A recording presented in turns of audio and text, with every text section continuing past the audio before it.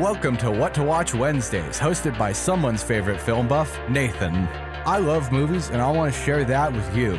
From old originals to cult classics and foreign favorites, along with straight up drivel, WWW is your place for all things movies. So sit back, relax, and enjoy the show. 88.1 The Burg, your movie central. Welcome to What to Watch Wednesdays. My name is Nathan, the host of What to Watch Wednesdays, the show where we talk about 3 movies all in the same night. And for tonight's episode, we're going to be going to infinity and beyond with one of the most, if not the most, well-known and iconic animated trilogies of all time. That's right, you've already guessed what it is and you've seen it online. We're going to be talking about the Toy Story trilogy today.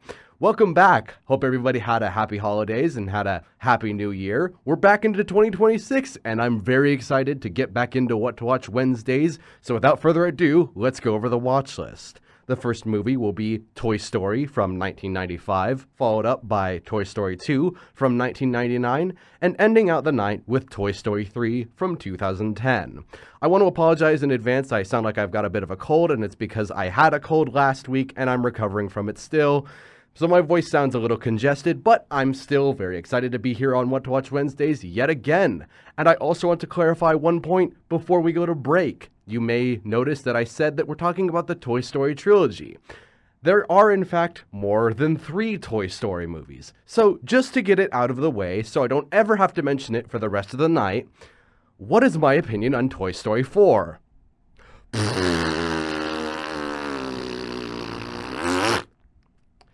That should sum up my opinions on Toy Story 4 pretty succinctly. So without further ado, we're going to go to a music break, and when we come back, we're going to jump into the original Toy Story. Stick around for that. 88.1 The Burg, your movie central. Welcome back to What to Watch Wednesdays. And for our first movie on the watch list tonight, we will be taking a look at Toy Story from 1995, available to watch now on Disney+. For the basic plot summary of Toy Story, we follow Woody, a cowboy doll, as he must deal with his owner, Andy, getting a new favorite toy, Buzz Lightyear. Because you see, Woody was Andy's favorite toy before he got this brand new, shiny, awesome action figure by the name of Buzz Lightyear. And I say this all with a straight face without ever mentioning the fact that Woody is a sentient cowboy doll, and so is Buzz Lightyear, and all the toys in Andy's room are alive and can talk and have thoughts and feelings like human beings. That's right, I say it without mentioning all of that because we all know about Toy Story. We all know the concept of Toy Story. You know what the plot of Toy Story is. We know of Toy Story. We know what it is. It's been around for quite a while. Because of that, it makes it very easy to plot summarize, because I don't really have to try. You already know what it is. I'm just kind of doing it for the sake of following the format. What makes Toy Story difficult is because it's so well known and so iconic, I have to come up with new things to say about it. Something that you've never heard before. And by golly, I think I've done just that. So, without any further ado, we're going to jump into my own take of the original Toy Story. As I said, we all know the plot of Toy Story, right? We know that it's about these sentient toys that come to life whenever Andy's not in his room, and they can talk, and then there's this whole jealousy thing, and hang on a second. That right there, I'm going to push back on and say, no, that's not the plot. The plot is Woody is jealous of Buzz Lightyear because Buzz is a new toy, and Buzz is his replacement. That's the plot. The concept of Toy Story is the toys come to life when Andy's not in the room. And here we have the true genius of the original Toy Story right here spelled out. This movie prioritizes its story and its plot over its concept. Let me say this pretty clearly. The movie is not about them coming to life. It is not about them having these rules where they must come to life when Andy's not in the room, or they must avoid being seen by Andy. No. The movie is about jealousy. The movie is about Woody being jealous of Buzz. It is about Woody feeling like he's being replaced. It's about a human emotion that you could feel if you were possibly, I don't know, the younger sibling or maybe the older sibling in a family dynamic. It's something everybody can relate to because at every moment we've all been jealous of a classmate, we've been jealous of a coworker, we've been jealous of somebody in our lives. It's all communicated through sentient toys, and the fact is, they put that story and that relatability over the fact that they are sentient toys. They prioritize that story fact over them being sentient toys. I'm ranting and I'm yelling already, but it's hard not to when that in and of itself is such a genius move by the people at Pixar. It makes it really hard to not mention it and bring it up constantly. It's so cool to me. It's so interesting, and I feel like a lot of us just kind of glaze over that fact. We don't pay attention to the fact that, hey, hang on a second, this movie isn't about this really cool concept. This movie that was the first ever 3D animated, computer-generated whatever. I completely botched that fact, but you get what I mean. It's the first ever 3D animated movie about toys coming to life when the kid's not in the room. It's the purest form of a children's imagination, whatever. Grammatical errors aside, it is the most pure form of imagination. It is a perfect concept for a kid's movie, and yet the concept does not override an extremely powerful, important, and relatable story. That right there just, again, is genius to me. It's so hard to not talk about it. But to move on just a little bit, I will also say that the core conflict of the movie is revolving around that jealousy and that feeling of being replaced. It does not revolve around the fact that Buzz thinks he's an actual space ranger, an actual human being. Sure, that's a big part of the plot, but it doesn't revolve exclusively around that. Again, the core conflict is Woody being jealous of Buzz as a replacement. A lot of the conflict regarding Buzz being a space ranger is a result of Woody's jealousy, and some of it is internal for Buzz. So just think about that as well. I know it's a big part of the conflict, and it is a major part of the movie, but just keep in mind that it all goes back to Woody being jealous whenever he points out that Buzz is a toy. Now that I've ranted and raved about this movie, I'm going to acknowledge kind of the things that we've all heard before. You know, the fact that the animation and some of the model work and, you know, the overall looks of the especially human characters may not have aged the best, considering it was the first ever 3D animated movie that came out in 1995. It is fair to say that some of it hasn't aged the best, like Molly, Andy's younger sister. She's horrifying. I'm so scared of that child. And some of Woody's facial expressions can be a bit uncanny, but it's fine as long as he doesn't look directly into the camera. But sometimes he does look very close to the camera, and it's very much on the brink of being scary, so I'll just mention that at least. But it doesn't change the fact that this movie is still full of a lot of magic. It's really funny. It's really fast-paced, like all three of these movies are. And any rules regarding how the toys come to life, why they come to life, what they do when they're alive, how they go back to not being alive when the kid's not in the room, all of that is communicated without saying a single word about it. Woody never tries to tell Buzz what the rules are. He's just jealous the entire time. And all of the rules are just built in. You have to figure it out as an audience member. I don't think it's surprising to say that I like the original Toy Story. I could go on and on about it for a long time and say so much more about it, but we do have some other movies to talk about tonight. So we're going to go to break, and when we come back, we're going to jump into Toy Story 2. So stick around for that. 88.1 The Burg, your movie central. Welcome back to What to Watch Wednesdays. And for our second movie on the watch list tonight, we will be taking a look at Toy Story 2 from 1999, available to watch now on Disney+. For the basic plot summary of Toy Story 2, we follow Woody, yet again from the first movie, as he is stolen by the ruthless collector Al of Al's Toy Barn, which leads Buzz and the gang to launch a mission to rescue him, while Woody figures out his past and his associations that he didn't really know before this movie. He just kind of appeared in Andy's room one day, and he doesn't know his history at all. So Toy Story 2 seeks to answer that question. At any rate, we all know what the plot summary of Toy Story 2 is because we all know what the plot summary of the original Toy Story is, so I don't really need to over-explain it that much, even though I totally just over-explained it. But point being, we have a sequel, and with any sequel, we tend to ask the question here on What to Watch Wednesdays, usually from the beginning. Is Toy Story 2 better than the original Toy Story? And I'd like to confidently state that in my own opinion, no. That's just my opinion though, and it does put up a pretty good fight. It's very close to being just as good as the original Toy Story. There's only a few things that hold it back, at least in my opinion.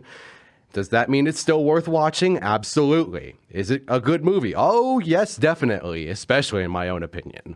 Toy Story 2 is still good, it's still worth watching, there's nothing bad about it, there's just a couple things here and there that I want to talk about, just to kind of say my own piece about it. So, let's get this out of the way first. I will fully admit that the original Toy Story is full of a lot of quotable moments. You know, you've got the shark going, "Look, I'm Woody, howdy, howdy, howdy." That's a pretty funny one right there. There's a bunch of other ones that I could go into, but I'd much rather spend my time quoting Toy Story 2, because I'll be honest, so many of the quotes from Toy Story 2 apply to my own personal life so directly. So I guess without further ado, here's a couple of my personal favorites. I'm not going to do this the entire review, don't worry, but just a couple honorable mentions. We have Al the toy collector walking around his apartment after being woken up, and the things he says are as follows. He goes, "Where's the remote? Where is the remote?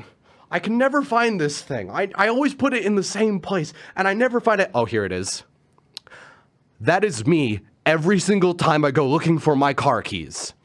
Every single time I can't find my car keys, and I'm walking around trying to find my car keys, I think of that quote. Every time. We also have Rex the T-Rex going, "How do you spell FBI?" And I relate to that level of brain dead so heavily. I will also say that Prospector saying, "The prodigal son has returned," is me every time I walk into work. I want to say that quote every time I want to walk into work, and I never do, but I think it's really funny, so I just wanted to mention that one. I suppose the last one is Rex saying, "Oh well, we tried," because he says it so casually, and that level of give up immediately is very relatable to a college student in the year 2026, especially in his senior year. So, now that that's out of the way, let's get on to the movie itself, shall we? Let's do that. Okay, so, because I ranted and raved about the original Toy Story's concept not taking precedent over the story, I thought it would be important to bring up a similar point with Toy Story 2. This one is hilarious, though, because it took me until Toy Story 2 to notice this story over concept moment. Okay? So I'm about to blow your mind. Think about this for a second. Are any of the Toy Story movies about Andy figuring out that Woody is alive? Think about it for a second. None of the movies are about Andy figuring out that Woody or his other toys are alive. They could have easily made the first movie, the second movie, the third movie, the fourth, the fifth, the sixth, the seventh, or the eighth, which 5 through 8 do not exist, but they probably will at Disney's rate of making these things. None of them have been about Andy figuring out that Woody is alive, or any of his other toys for that matter. Genius. They didn't need to make these movies, I should say, about that. And they chose not to. That's really smart. That means that they already planned out a story that didn't directly relate to their concept. Again, the toys come to life when Andy's not in the room. There's always a chance that one of them could have made a mistake and have been found out by Andy. But Pixar never went that direction. They never wrote a script that was about that. I'm sure they did in pre-production or something. I don't know. But none of the movies turned out that way, so it doesn't matter. And it took me until Toy Story 2 to realize this. That is crazy to me that it took me that long, but it just goes without saying. You just kind of forget, hang on a second, none of these are about this. And it makes me appreciate Toy Story 2 all that much more that I realized it while watching it. I realized it like halfway through Toy Story 2, no less. Like halfway through the trilogy as a whole, I realized, hang on a second, none of these are about the kid figuring out that his toys come to life. Insane to me. That's probably the biggest new thing I can say about Toy Story 2, something that you've never heard before, because I'll be completely honest, I've seen Toy Story 2 the most out of the three. And because of that, when I was rewatching it recently, I kind of realized, hang on a second, I'm having one of the biggest crises a film reviewer can have, which is that he runs into the problem, or she or they run into the problem, where they figure out they have nothing more to say about a movie that hasn't already been said, and they personally can't think of a lot of things to say about it. So I'm just going to go through some quick things here and there, just some kind of list-offs before we go into the third movie. First of all, I think the big reason this movie is rated lower than the first, and at least in my opinion, in my own personal rating, is because they spend a little too much time in Al's apartment. I think they should have had Woody go to maybe a different location, not just be in Al's apartment the entire time. Personal preference, my own opinion. I will say that Jesse and Bullseye are great additions to the cast. I love Joan Cusack's performance, and Bullseye acts like a dog. It's hilarious and awesome. They're both instantly likable, so credit to Pixar for that. I will say that the visuals aren't a huge upgrade from the first movie. It certainly hasn't aged as poorly as the first movie, but it hasn't aged perfectly. So, I mean, there's that. Part of that is because it came out in 1999, so it's not a huge leap forward in technology like the third movie is going to be, but we'll get to that later. I will also mention that I think that Toy Story 2 is exactly what a sequel to the original Toy Story should have been, and they executed on it very well. They knew what they were doing with it. They knew how to follow up the original Toy Story and make it feel bigger and more interesting. Again, in my own personal opinion, it's not better, but I can at least admit that it's a very darn good movie. I would still absolutely watch it. I think it's worth watching. I would recommend watching it. Whatever combination of words I can say to make you all feel like I actually enjoyed Toy Story 2, I will say. I will admit, here's how I approach Toy Story 2. Before we go to break, I want to admit that personally, I like to compare Toy Story 2 to Lord of the Rings: The Two Towers. Both of them are the midpoints of their respective trilogy stories. Both of them are the second movie in their series. Both of them are kind of this odd midpoint of the trilogies, wherein the trilogies overall are awesome movies. They're fantastic.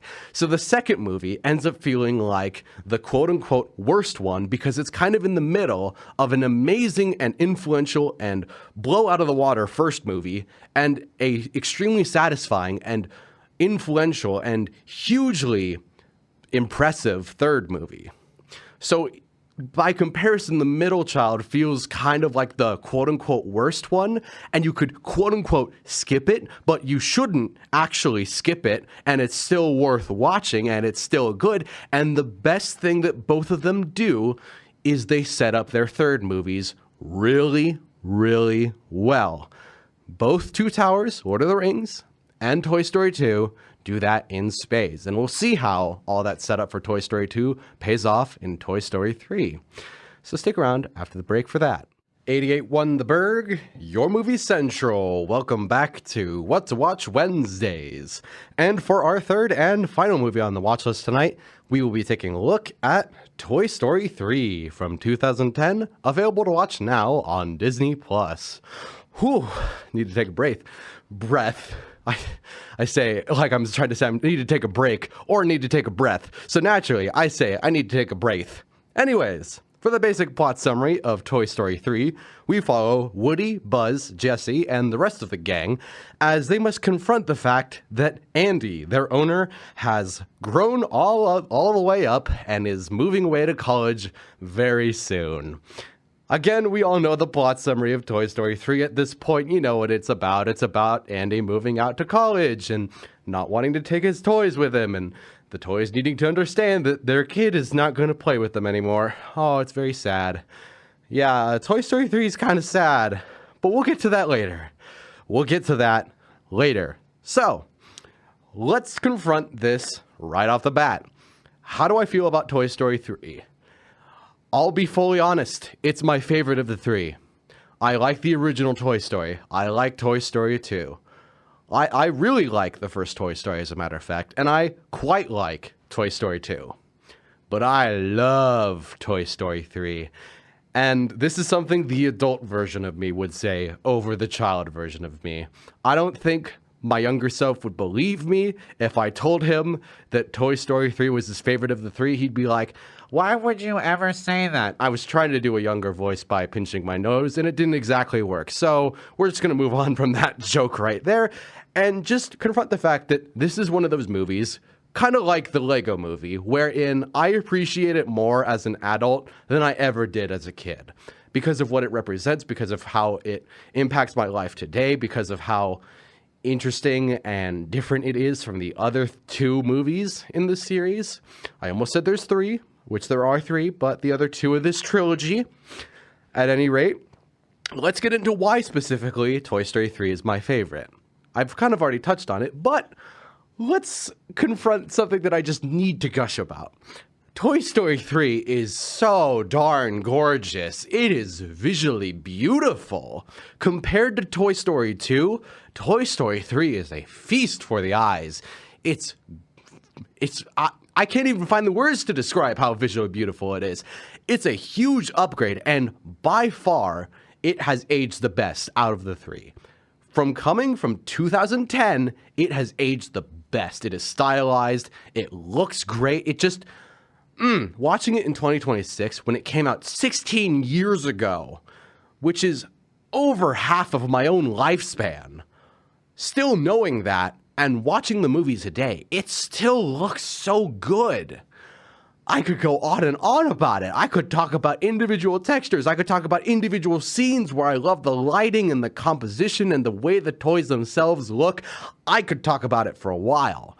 So I'm going to cut myself off right there and instead talk about the animation. The animation has always been good in Toy Story, especially in the original, and also in Toy Story 2, where it seems to be improving a little bit.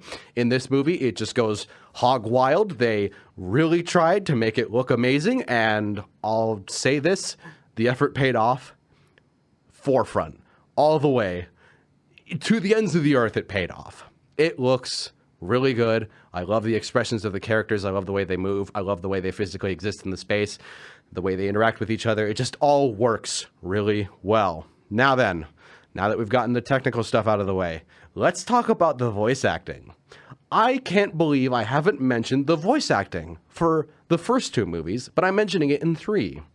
And there's a good reason for that. I mean, we all know that Tom Hanks does a smash-up job as Woody because it's Tom Hanks. We know Tim Allen does a great job as Buzz because it's, Tim Allen. We know that Joan Cusack, which I didn't actually know it was Joan Cusack until looking it up, does an amazing job as Jessie. I love Jessie's vocal performance out of all of them, I suppose. She's just got this inherent charm to that sort of twang to her voice.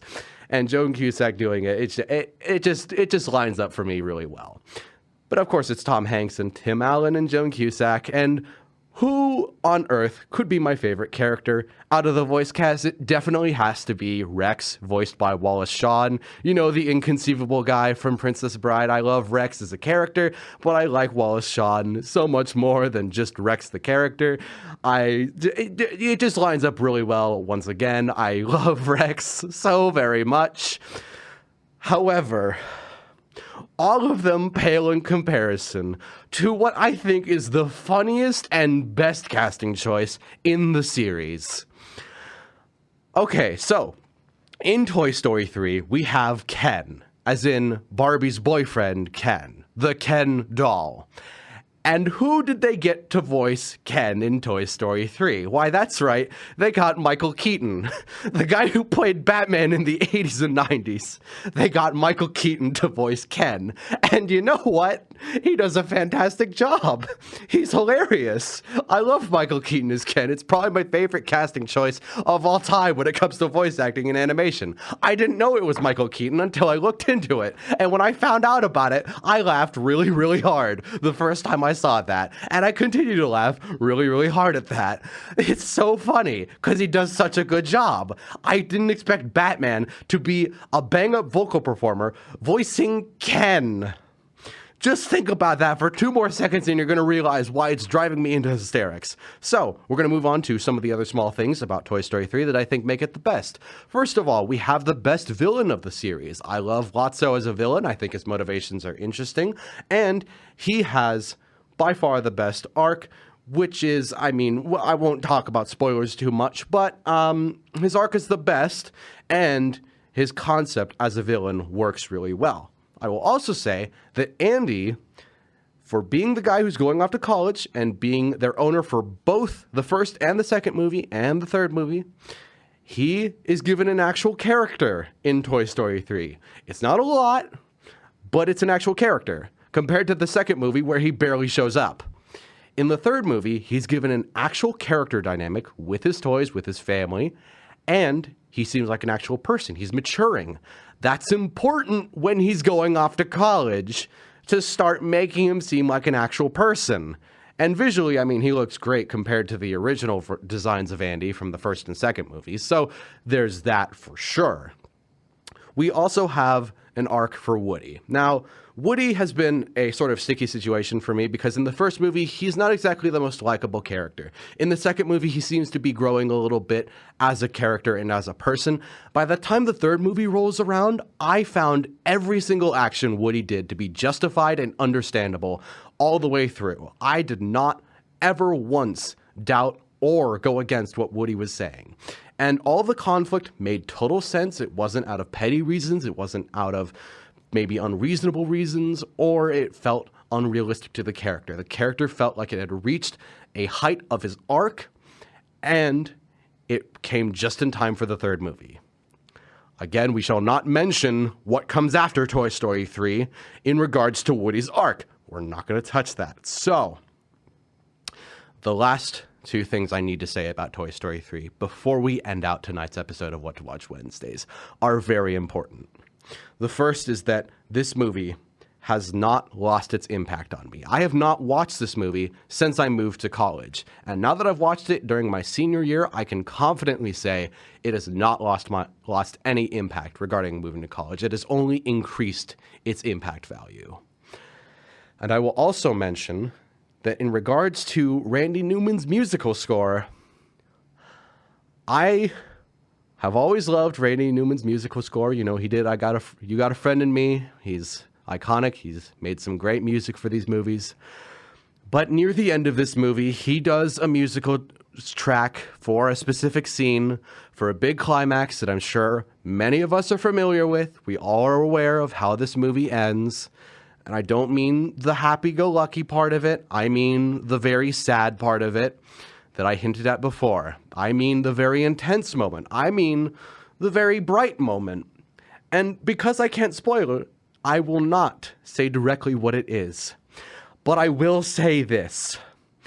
That scene, on rewatching it, as a fully grown adult, made me cry like an ugly little man-child. I'm not even kidding. I burst into tears. I sobbed uncontrollably during that scene, and I blame Randy Newman for making such a darn good musical piece to go along with that scene in particular. Darn you, Randy, for making me feel emotions, and darn you, Pixar, for making me care about these characters. How dare you? And how dare you make the fourth movie? It didn't need to happen. It didn't need to happen. I need to stop before I start yelling even more. So, thank you all for listening in to What to Watch Wednesdays tonight. I will be back next Wednesday from 8 to 9 p.m. for another episode of What to Watch Wednesdays. If you want to follow along with What to Watch Wednesdays, please be sure to follow along on Instagram and YouTube at What to Watch Wednesdays, all one word, no caps, no spaces. Again, I'll be back next week telling you all what to watch. Good night, everybody.